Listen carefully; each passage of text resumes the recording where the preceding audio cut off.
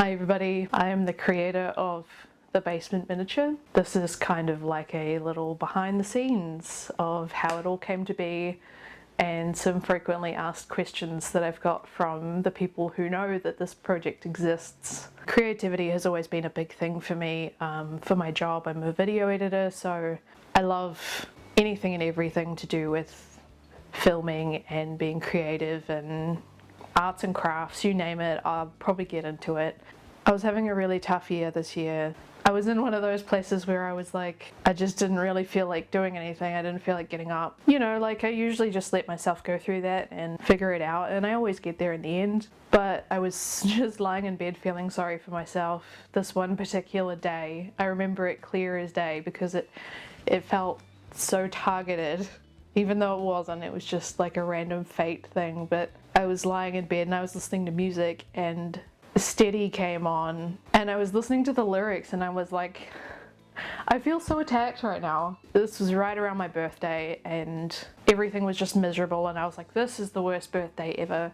It's really weird because all these things just sort of like happened consecutively, and I was listening to the lyrics and I was like, you know, things probably aren't so bad. For my birthday, I got one of those birthday cameos and it was from Sub Radio, and it was a short and sweet happy birthday. It was so simple and yet it just made me feel a lot better within myself, and suddenly it wasn't the worst birthday ever anymore, you know. So I got up and I had all of this mail that had arrived. They were all miniature kits, and I've been building miniatures since around Christmas of 2023. I picked up this one and it was like a whole house. I hadn't really done full houses before and I was like, this is gonna be fun. And then I looked at it and I don't know if it was because I already had Sub Radio on the brain or what, but I looked at it and I was like, huh, that kind of looks like the basement. And then I sat there for a little bit longer and I was like, huh, what if I make the basement? Initially when I started the project, I didn't intend for it to go this far. I was just gonna make it for me. I was just gonna, you know, make a little basement with a little computer and some guitars and call it a day. And then I don't know what happened. Somewhere in the middle of that, my creative brain just turned on. And then, you know, before I knew it, I was watching videos and reading things and just getting absolutely drowned in Sub Radio content. And I realized that if I was going to make a project like this, I was going to do it like the full 9 yards. I wasn't going to just, you know, make a couple little instruments and call it a day. It just snowballed from there. Before I knew it, I was making all of these little references to all of the parody videos, all of the music videos, and it was just this thing. It just came forth. I'm not sure at what point I was like, well, maybe I should actually show this to somebody. And I was just gonna, you know, put it on Instagram and be like, hey, I made something. I first discovered Sub Radio during Stacey, and it was one of those days when I was just, you know, doom scrolling on TikTok and you know, Stacey's dad comes up and I was like, what is this? And I knew from then that I was really gonna vibe with them. I listened to Past Selves just an unbelievable amount, but you know, I loved every single song that they put out. My favorite part of the miniature was definitely the shirts and probably the little apron as well. I really wanted something extra to sort of go upstairs. It felt like the right sort of thing because they have such defined clothing tastes, you know, especially Kyle. That's why he's got 2 and everybody else only has 1. So I was really happy with how they turned out. Yeah. The worst one, absolutely the drum kit. 100% the drum kit. That thing was the worst. It was truly the worst. It was really hard to get everything to line up. Originally the drum kit started as just one piece and it was from a kit, so that was how it was meant to look, and when I had it finished it just didn't really feel authentic enough. I did it again and I put all the wires and stuff in as the stands, and I think it looks much better. I'm pretty happy with how it turned out in the end, but never again. I never want to see a tiny little drum kit ever again.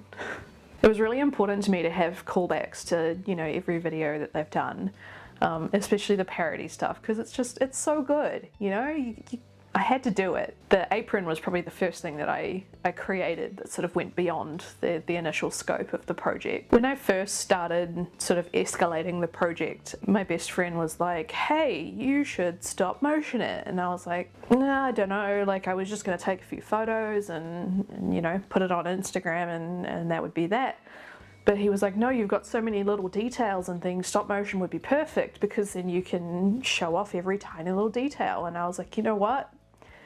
You're right. I've never done stop motion before. So I watched a YouTube video and downloaded myself some software and the rest was history. Stop motion was probably the most labor intensive and just the hardest thing that I've had to do in this project, because it just takes so much time and so much patience and everything has to be just right. And if you forget something or if you bump the lights or you bump a piece, it all just falls apart so quickly, you know. And it would take me 3 hours, and by the end of that 3 hours I had 12 seconds of footage. That was really hard, but I think it really paid off in the end, and I just love it so much. It's so cute. For the music, that was kind of like a whole thing in itself. I've always loved music from when I was a very, very little girl. My dad was always playing music around me. Ever since I can remember, he would play the bass guitar, and I used to love sitting and watching him play. So I was about halfway through making the miniature, and I had been sending pictures to one of my really, really good friends, and he is a wonderfully talented musician. I admire him so much, and I was sending him little pictures of like all the little guitars, and I started sending him pictures and I was like, what's this guitar, what's this? And he, bless him, never got tired of my incessant questions, and he explained everything to me, and it was great. And I feel like it really helped bring authenticity to it because I understood what I was actually making, and that was really cool. I did get fooled one time. The keyboard, there's Roland, and it's got the, you know, the R scratched off. Yeah, I know, I swear to God, I know what the brand Roland is, but that particular day I was like trying to look for the logo to put on the keyboard that I'd made, and I was like, I don't get it. Like, why can't I find anything about this brand? Like, I know it's a big brand. And so I texted my friend and I'm like, why can't I find like the Poland brand? And he just laughed at me. He was like pissing himself. And I was like, I don't understand. And he's like, it's Roland. I don't think I've been more embarrassed in my entire life. I realized immediately after that the R had been scratched off. So I was driving one day and I pulled over to the side of the road and I sent a text to my friend and I was like, what if we made the music? Because there has to be music, you know? I was going to be creating a video. There had to be music. There just had to be. And I thought, oh, well, I could just use one of their existing songs and just put it over the top, call it a day. But due to who I am as a person, I can't do things by halves. So I was like, let's just make the song. How hard could it be? It's very difficult. I was humbled many times during this process, and I don't even think I did most of the work when it came to the music. My friend was on board because he is a wonderful person. He was like, pick a song and we'll figure it out. Originally, I wanted to do my favorite song, which was White Noise. I thought, how hard could it be? Like, guitar's not that hard, right? Like, guitar's very hard. I don't know how you do it, sub radio, because not for me. I sent my friend White Noise and I was like, this is what I want to play. Like, would it be difficult? And he was too nice to say it, but I think he took one look at it and he was like, you're insane.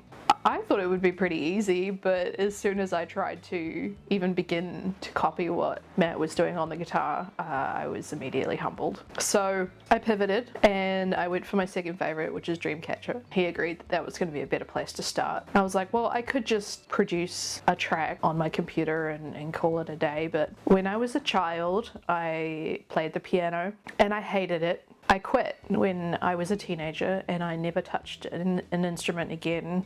I just lost all my love for playing music. I was like, I know how to play the keyboard, I know what I'm doing, so like I could totally just do it, right? I started watching the stripped back versions of Dreamcatcher that's on their Instagram, and it was very helpful because there were literal videos of John playing the keys. I picked it up just like that and I was like, cool, I've still got it. And so my friend once again taught me how to use Ableton. I managed to track my keys and I was well pleased with myself. It sounded horrible. I kept on practicing, I kept on doing it, and then I started escalating it because I just can't help myself. I decided that I was going to get myself a little cheap bass guitar, and I was like, maybe I could just learn a couple of parts, and then, you know, I've contributed something to the music. It's not just all electronic. And despite my dad, you know, playing bass my entire life, I've never touched a bass guitar before. After listening to the splitter of the song, I thought, well, the bass line doesn't actually sound that hard. And I picked up the bass guitar and it took me about a day to figure out the bass line. The bass was probably my favorite part of this whole thing, and I can't imagine where I get my love for the bass from. I really can't. It was so much fun. And I've never enjoyed an instrument like that before. Then I was like, maybe I can escalate it even more. And so I bought myself a drum kit. I've never played the drums. I didn't have any idea what I was doing, but I was listening again to the splitter and I was like, how hard could it be? The drums are hard. I got myself an electronic kit because I didn't want to commit to a full acoustic kit, and having an electronic kit really just makes it easier for recording stuff. It took me about 2 days. It wasn't half bad, but by that point I was running out of instruments to buy, and I really didn't want to do the guitar because it's just, I can tell it's not for me. I think making the music was probably the most fun part. I have so many people that have been a part of this project, it's actually kind of wild. When I first started off, it was just a silly little thing, and then it turned into such a huge deal, and it was amazing. Danny and Rebecca, they were so supportive and dealt with all my nonsense and helped me get the project over the finish line. My best friend, he dealt with constant phone calls and breakdowns and all sorts of shenanigans that helped me keep going. So I would have been lost without him as well. My wonderful, talented musician friend, he is incredible. I would love it if you would listen to his music on Spotify or iTunes. Without him, the music wouldn't have happened at all. It just wouldn't. I almost quit this project so many times. I'm so glad that I didn't. I'm so glad that I had people around me, including Sub Radio, even though they didn't know it. I'm glad that I had that support system to get it done, because I think this is definitely the coolest thing I've ever done. If people see this project, I hope they realize how music can really affect people, and it can change them in very unexpected ways. You know, I didn't think that this was going to be the thing it has turned into, but I'm super happy and super grateful, and I'm super thankful that a band like Sub Radio exists.